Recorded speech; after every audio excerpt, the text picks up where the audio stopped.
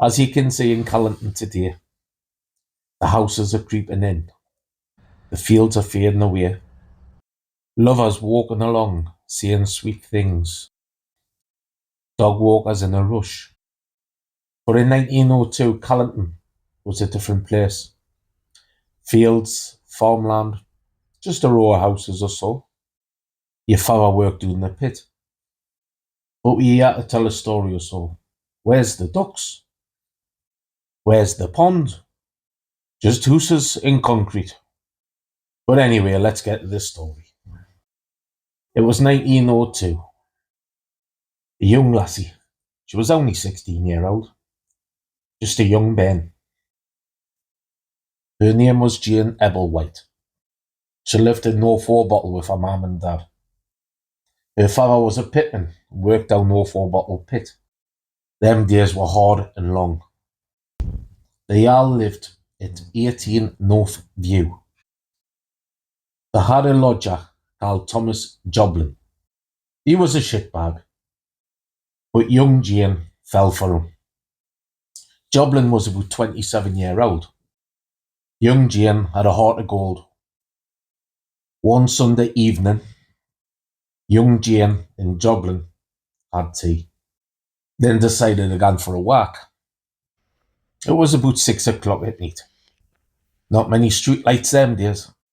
They walked along past the pit towards Callington and walked over the bog fields, walking towards Callington ponds. There was a bit of an argument. Jobling was bitter. He was a shitbag.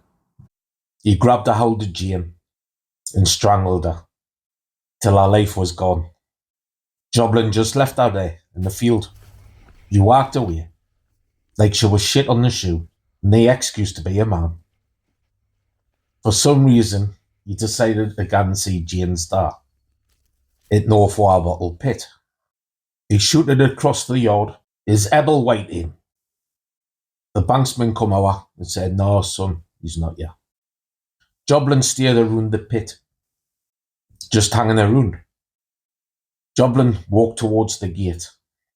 He opened the gate to the mouth of the shaft and jumped 600 feet down to the bottom.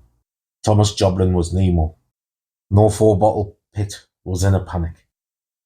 The father turned up, the ma turned up. Jobling lying at the bottom of the shaft. Where the hell is War Jane? Everybody was out that night. Along the streets, in the fields, coal houses, smelly netties. The evening passed into morning. The dark got lighter. The thunder in that ditch where Jobling left her. The fund, a belt, a cloth hanky next to her body where she laid. They picked her up and carried the lass home to be with her ma and dad. Weeks passed. It was time to say goodbye to War Jane. The funeral was held at St Michael's down at Newburn. A lot of people turned up that day. She was put in the ground. Let her rest. Let her be.